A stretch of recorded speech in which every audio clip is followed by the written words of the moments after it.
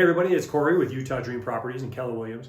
Today we're going to talk to you about, is there a housing shortage in the state of Utah?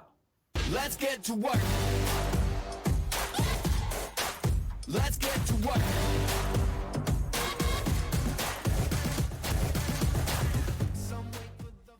Okay, so is there a housing shortage in the state of Utah? Yes, there are. And all of the numbers indicate that. So we're going to talk about a few of those. And what does a housing shortage mean? So let's talk about that real quick. So a housing shortage is where you've got more demand than you have supply. I mean, really simple economics, we understand that, but that's the honest to God truth of where we're at right now in the state of Utah. So it kind of helps us as far as all the stuff that's going on with the housing throughout the world and the United States. Utah has high demand and they do have not enough homes for all of the demand. So we picked a couple of points that we want to talk about to you.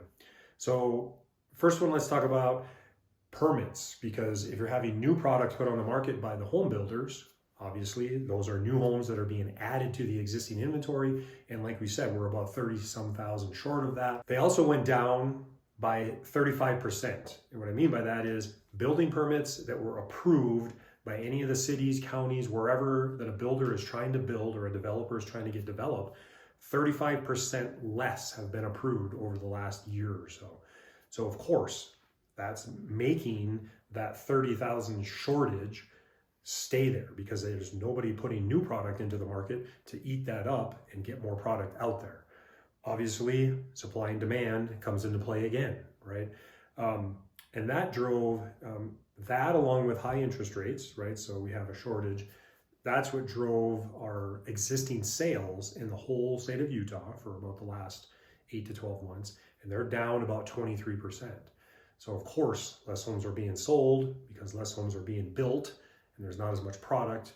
Therefore, supply and demand again is pinching, and that's causing less product out there for people to buy. So yes, we do have a shortage of homes in the state of Utah. All right, so with all of that being said, let's talk about what that means for buyers and sellers, because obviously everybody knows in 2020 through about 22, demand was through the roof, right? Which it still is very high.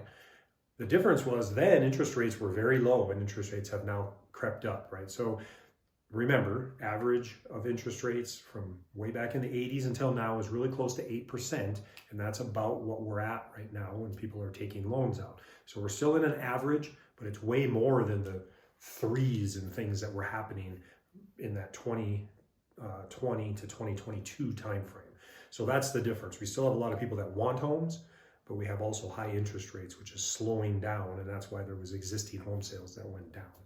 Hopefully that makes sense to everybody. If it doesn't, please ask us questions. We're here to answer those for you. Okay, so buyers, obviously there is a little bit more product on the market now than there was, a year ago. So we have more things to look at. We have a little bit more time. Don't get me wrong, it changes in pockets, right? 500 and under, let's just say, to be easy. They're still getting multiple offers and they're still moving fairly quickly in that price range. But as soon as you go over 500, obviously it has slowed down and the days on market has crept up and we're over 30 or maybe even 40 days, depending on where in that you land. So there's a little bit more time for buyers to look at things. There's a little bit more to look at. As far as our sellers are concerned, things are still selling, right? When we talk about, hey, an average days on market, even if it was 60 days, that's still really good time on market. And we can plan for that. We can make sure that we set up our plan for selling and we know, hey, we're going to be on the market for 60 or 90 or 120 days.